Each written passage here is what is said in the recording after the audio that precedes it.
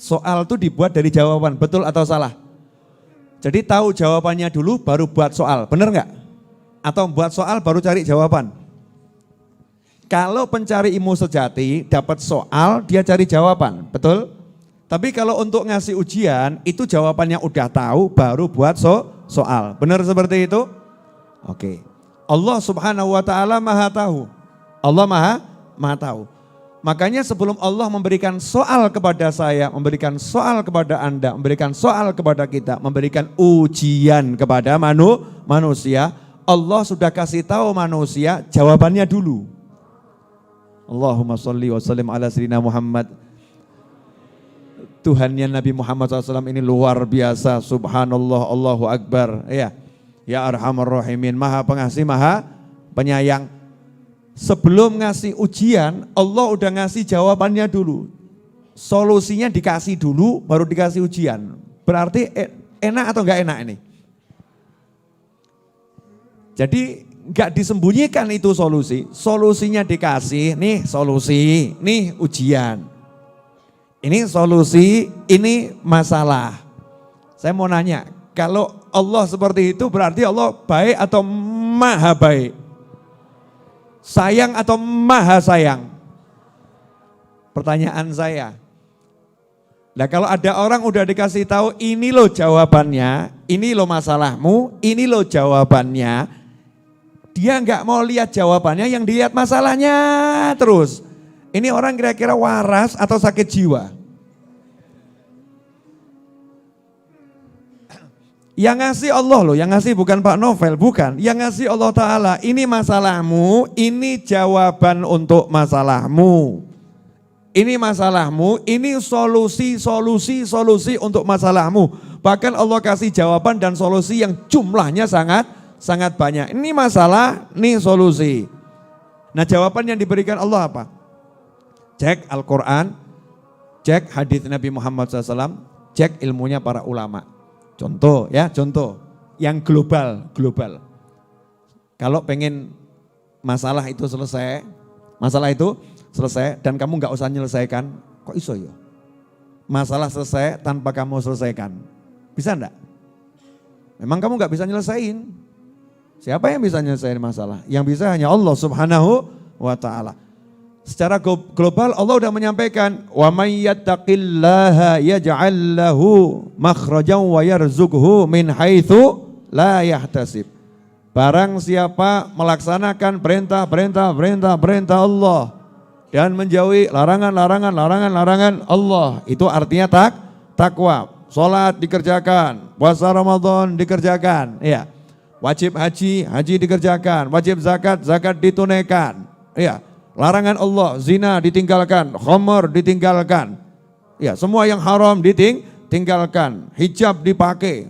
Ya, ini ada yang ngeluh, saya pusing ngadepi suami saya, tapi hidupnya enggak pakai hijab. Berarti larangan Allah masih diterjang, hijab dipakai, bla bla bla bla, larangan ditinggalkan semua. Berjuang meninggalkan larangan dan berjuang melaksanakan perintah. Apa kata Allah Ta'ala? Ya ja'allahu makhraja. Dia Allah yang akan menjadikan untuknya jalan keluar apapun masalahnya.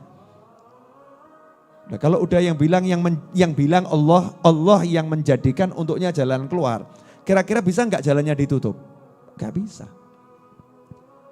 2 juta orang mau nutup jalannya, selalu dia dapat solusi. Contoh Nabi Musa alaihissalam. Nabi Musa itu kalau menurut teorinya orangnya ahli teori, nggak mungkin urip. Mesti mati. Bayangkan nih, belum lahir sudah disebarkan ke seluruh dunia. Kalau lahir bayi laki-laki, bunuh. Nyatanya Nabi Musa ya laki-laki ya lahir. Bahkan Fir'aun gak bisa bunuh. Sama Allah kirimkan ke kerajaan Fir'aun tuh bayinya. Dikirimkan Fir'aun lewat istrinya Fir'aun. Sebelumnya dihanyutkan ke sungai. Begitu ketemu dengan Fir'aun, istrinya ngomong, ini pak anak ya, ambil anak yang bisa menyejukkan hatiku dan menyejukkan hatimu. Fir'aun mantuk, iya. Sebelumnya mau bunuh, akhirnya jadi iya. Singkat cerita ketika Nabi Musa bawa Bani Israel pergi dari Mesir, dikejar sama Fir'aun dan bala tentaranya. Itu contoh yang luar biasa. Mentok depan laut yang ganas, belakang bala tentara dan raja yang sangat ganas. Sementara Nabi Musa dengan pengikut yang lemah. Wanita tua, pria tua, anak-anak. Udah nggak bisa apa-apa. Maju ya mati, mundur ya mati. Tapi karena punya takwa, walaupun sudah dipepet secara logika mati, nggak mungkin selamat. Nyerah ya mati, nggak nyerah ya mati. Nggak ada jalan keluar. Ibarat catur itu sudah skakmat, apa ya, skak ya. Ya skakmat itu apa ya? Mat. Kenapa harus mat? Oh skak mati. Oh mat itu mati itu. Oh berarti skak dead gitu ya.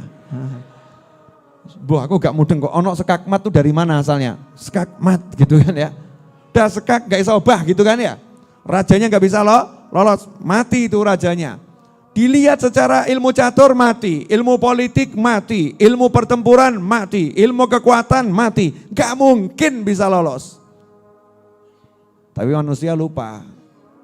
Manusia lupa. Yang punya kehidupan itu Allah Subhanahu wa ta'ala. Dan Allahnya udah bilang, siapa yang takut sama aku, melaksanakan perintahku, jauhi laranganku, aku yang beri dia solusi. Aku yang carikan solusi untuknya. Allah yang nyarikan. Dan Allah ngasih solusinya itu sebetulnya ya, cukup melecehkan Fir'aun. Lawang bala tentara segitu banyak, laut segitu ganas, kata Allah cukup tongkat mulu pukul no ke laut. Karuat gitu ya. Enggak suruh cari yang aneh-aneh, enggak tolong ambil besi, manggil malaikat, ruwet gitu, enggak. Kamu pegangnya apa? Tongkat, pegangnya tongkat, ya udah solusinya enggak usah jauh-jauh, enggak buat ruwet. Solusi dari Allah tuh enggak pernah mempersulit hambanya. Fa inna ma'al usri yusron, inna ma'al usri yusra. Mudah semuanya. Pukulkan tongkatmu ke laut, tuk, dan mungkul ke Nabi Musa enggak lebih ya. Jangan kamu bayangkan kayak orang main silat gitu. Pukulan keras, enggak ngono. Nyantai saja bismillahirrahmanirrahim. Tuk. Biar lautnya belah. Yuk melaku yuk. Kakek-kakek, nenek-nenek diajak jalan. Ayo santai aja.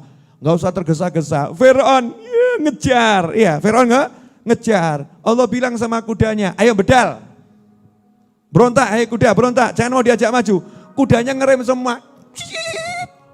Kalau sekarang mobil tiba-tiba ngerem mendadak gitu ya. Ngerem semua, bingung lah Fir'aun, dipecuti, kuda nggak mau jalan, loncat-loncat semua.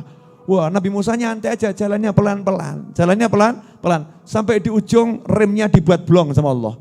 Lari itu kudanya, sampai tengah kata Allah laut balik, blek mati Fir'aun, selesai. Ya ja'allahu makhraja, takwa sama Allah Ta'ala.